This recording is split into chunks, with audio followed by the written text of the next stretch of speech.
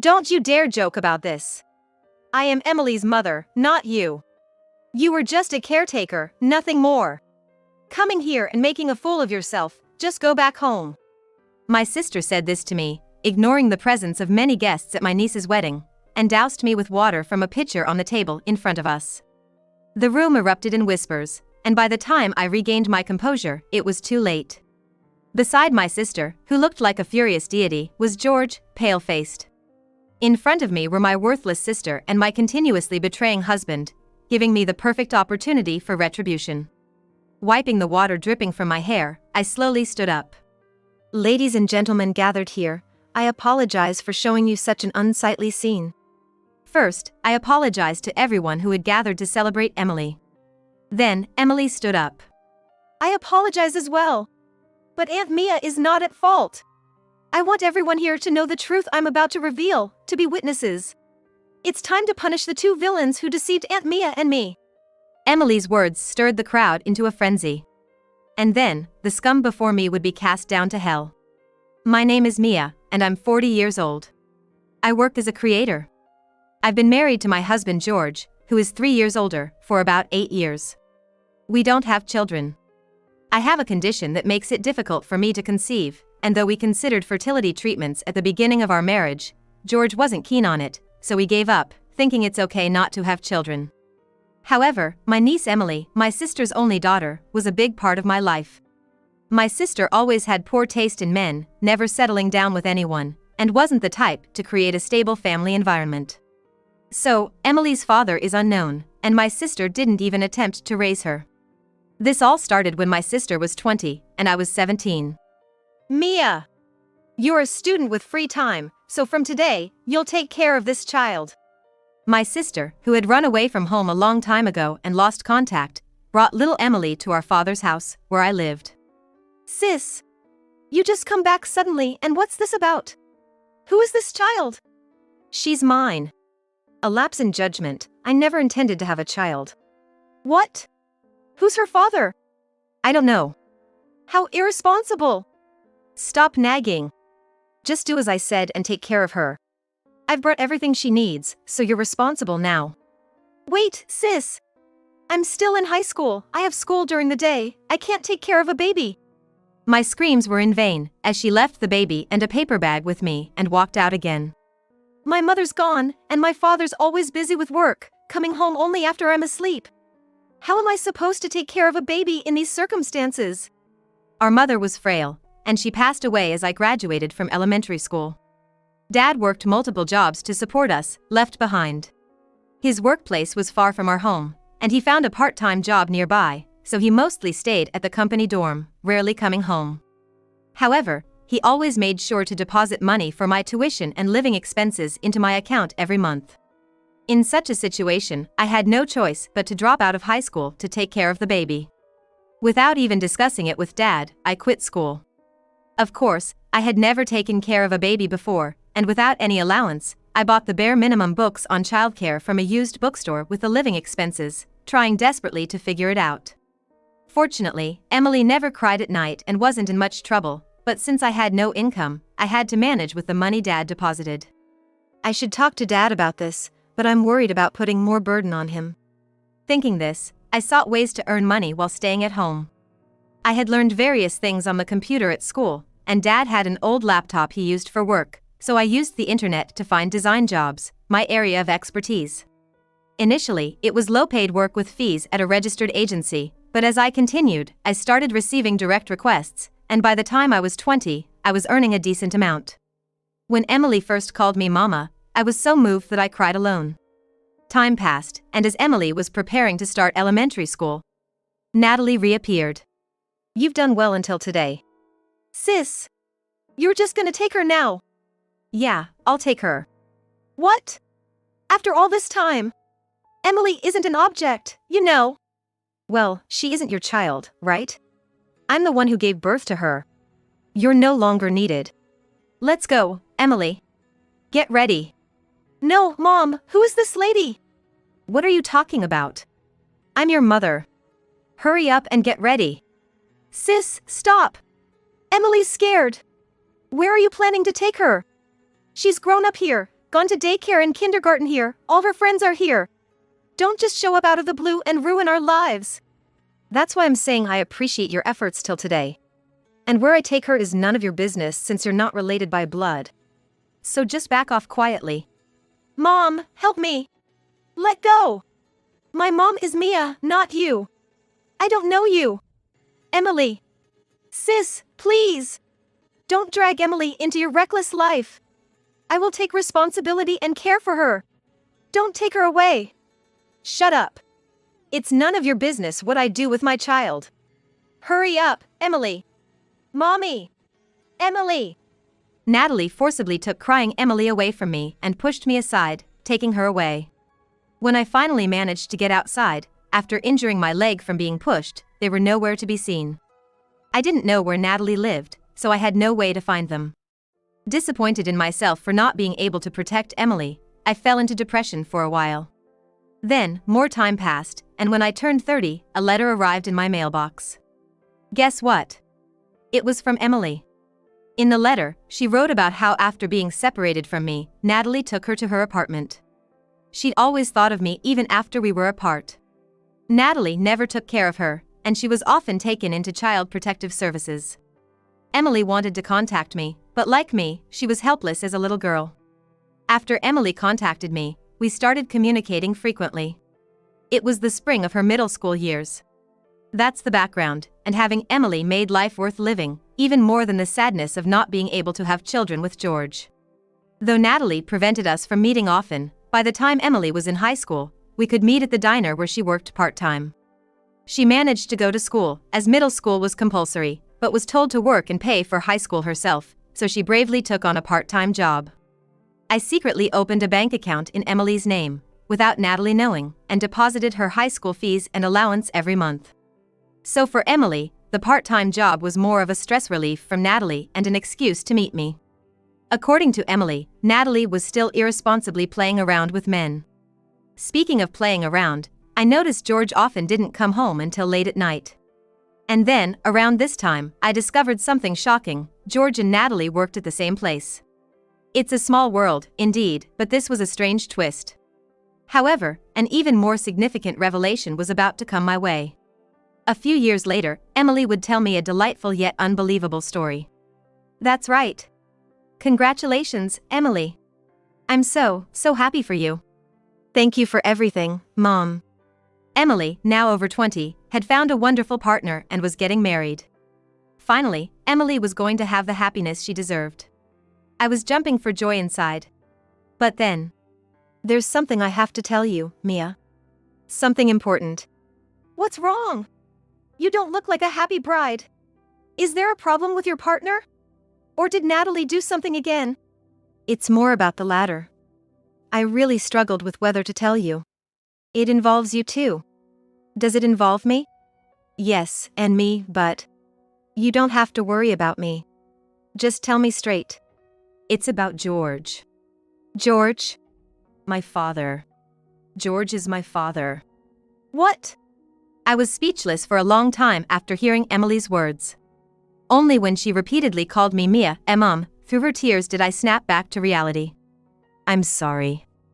I overheard Mom talking to George at her apartment a while back and found out then. I recorded their conversation on my smartphone's voice recorder app.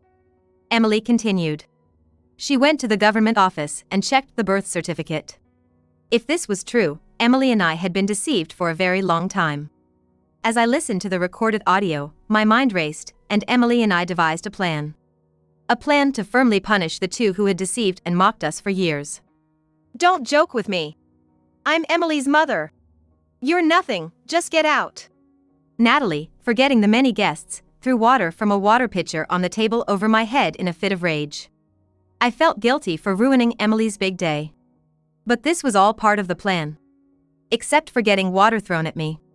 Today was Emily's wedding day. Her partner was a young heir of a major corporation, the son of a major shareholder. But he was a calm, kind, and down-to-earth man. I had met him several times since Emily introduced us and had dinner together.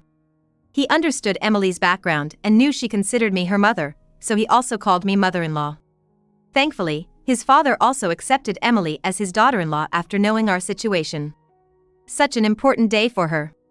At the emotional moment of the bride's letter to her parents, Natalie lost it when my name was called as the mother. Glancing to my side, I saw George, his face pale as if thinking, "Why are you here?" George hadn't told me about the ceremony today. Neither had my sister. George was sitting proudly in the father's seat. In fact, neither of them knew I would be attending this wedding. I was here because Emily had invited me, but they had no way of knowing that. They didn't even know about my secret meetings with Emily. The room quieted for a moment at my sister's furious expression and words, then erupted into whispers. It was too late for my sister to realize what she had done.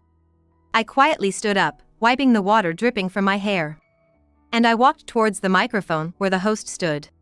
"Ladies and gentlemen gathered here, I am terribly sorry for showing you such an unsightly scene at this important event. First, I deeply apologized to the guests who had gathered to celebrate Emily and the groom." Then, Emily stood up. Aunt Mia is not at fault. Natalie is my mother by registry, but she never raised me. Emily! How dare you speak to your mother like that? I have never thought of you as my mother. My mom is Mia, who raised me since I was a teenager. What? I bore you, even though I didn't want you. How can you forget that and call such a lowlife woman, who didn't even properly finish high school, your mother? What? Mia had no choice but to quit high school because of you. You ran away after dumping a newborn me on her, just so you could play around with men. Emily's words stirred more commotion in the room. Stop it, right here. No, I won't. The groom already knows and agrees. I'm about to tell everyone a shameful story, ready to face the embarrassment.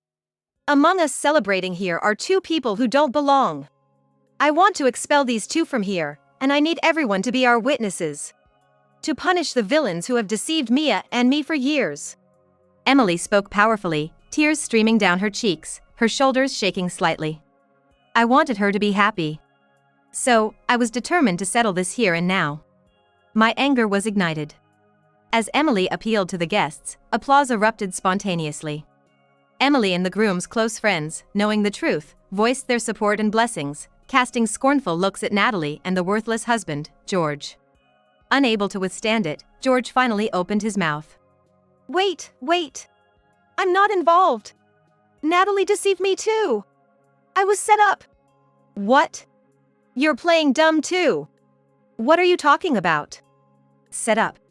You're really the scum of the earth, trying to escape responsibility like that. I'm beyond angry, I'm disgusted. You married me knowing you had a child with my sister. And to think, you both mocked me for my difficulty in having children. My words filled the room with a sense of disgust, and whispers of terrible could be heard. That's why I'm saying I didn't know Emily was my child. Besides, Natalie is a woman with a horrible history with men. It's even doubtful if she's really my child. What?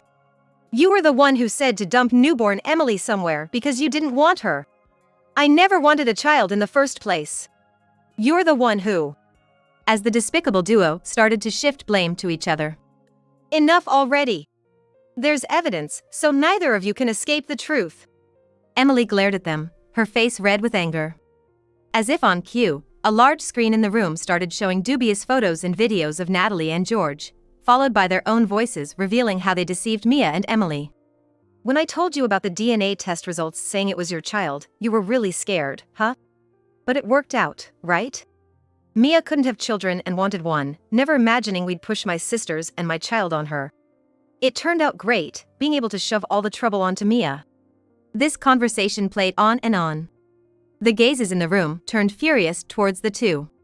Are you still going to play this ugly blame game? I don't care about me. But I will never forgive you for the pain you caused innocent Emily. I raised my voice, reprimanding them both. The room burst into applause again. Among them was one man clapping strongly and deliberately. Turning to look, I saw an elderly man slowly standing up. Let's give a round of applause to the bride who bravely shared her painful story, and the foster mother who raised her, and let me add my own punishment to these fools who deceived them, putting their own foolishness aside. This stern man was Mr. Tim. The father of the groom I mentioned earlier. Tim! This is a misunderstanding. This lowlife woman made it all up. Please, let me make your daughter, Emily, a trophy wife, no, the bride of your distinguished son. And please, keep sending money my way, let me live a good life. Hearing my shallow sister's words, I felt a sense of despair at being related to her. A woman as dirty in her ways with men as she is with money. Shut up. Don't you dare accuse me of something so ridiculous. Get out of my sight. What? I said you're no longer needed. Their ugly squabble began again. Then another man from behind the father-in-law shouted, "Enough. You fools." Seeing him, George's face contorted. Boss! Why are you here? I thought it was too late, and I didn't want to mess up, so I didn't invite you. I invited him. Why would you invite the boss? Do you two even know each other? The boss then held his head, his face twisting. Good grief, don't you even know your company's shareholders? I guess not, you never mentioned it despite meeting several times. Tim stood with his arms crossed, looking exasperated. Turns out, Tim, the leading shareholder, owned the large company where the two worked. When Emily told me the story, I recognized the company name and talked to Mr. Smith, the boss. He was shocked to find out they were employees of his company. So, everything we said reached the boss's ears? Of course. I even asked him, do you employ such fools in your company? I hastily called a shareholders' meeting. The unanimous decision was not to invest in a company with such miscreants. That means... When I told Mr. Smith that, he said he'd consider their dismissal and keep supporting us as before. He said he'd take some responsibility too, right, Mr. Smith? Tim's question was met with Mr. Smith nodding vigorously. If that's the case, I must secure a place for myself as Emily's mother and have your son support me. Enough! I'm ashamed. I don't recognize you as my mother. I disown you and George, who deceived Mia. Emily. Don't you dare call me so casually. Mia. Help me, please, forgive me. Hearing George's pathetic plea, I slapped him. Both of you, leave this place immediately. Emily's words sparked a massive round of applause in the venue, with shouts of "Get out" erupting from various corners. Overwhelmed by the piercing stares and chants, Natalie and George quickly exited the venue. What a wedding it turned out to be. Yet, after ejecting the two, the event was reset and everyone wholeheartedly celebrated Emily and her partner. They were joyously united and successfully concluded the ceremony. Subsequently, Natalie and George were both fired from their company for misconduct. Naturally, they split up, and George tried to escape to his parents' home, but was disowned by them. Of course, the divorce with me was finalized, and to pay the compensation demanded by me and Emily, George had to take up physically demanding jobs like construction and cleaning, leading to a life of utter misery. As for Natalie, her true nature was dramatically exposed at the ceremony, and her fierce demeanor went viral on the internet. It seemed no one wanted to associate with her anymore. In light of these events, I finally opened up to my father about everything. He was more shocked about my struggles than Natalie's actions and decided to cut ties with her, along with me. After all this, despite previously denouncing me, Natalie attempted to reconcile after being disowned by Emily, but was turned away as I had changed the locks at our family home. I even demanded compensation from Natalie, but shockingly, it was discovered that she had embezzled money from her company. To avoid police involvement, she was ordered to pay a substantial amount of damages, plus repay the embezzled amount in full, leading her into significant debt. With no one left to turn to, Natalie found herself monitored by intimidating figures as she worked solely to repay her debts. But in my view, this was just a fraction of what she deserved for tormenting my dear Emily. As for me, I've found success in my career and am now a well-known creator. I moved into a spacious tower apartment to provide a comfortable life for my father. Partly to avoid ever encountering Natalie or George again, and partly due to our family home needing extensive repairs. And then, I officially adopted Emily as my child. In fact, I had been consulting with experts on this matter since Emily was a minor, but it was hard to achieve this goal because Natalie kept evading responsibility. Now, I can proudly call her my daughter. Emily, blessed with a kind husband, has now given birth to a lovely boy. She named him Steve. Emily is currently in Europe accompanying her husband for his training. She often forgets the time difference and calls me daily. Oh, Mom? You know, Steve did this today. We end up talking for a long time. I'm always so happy to be called mom. When they return, they'll be living in the same apartment building as me. I'm eagerly counting down the days, but I'm keeping this a secret from Emily. Right now, I'm walking through the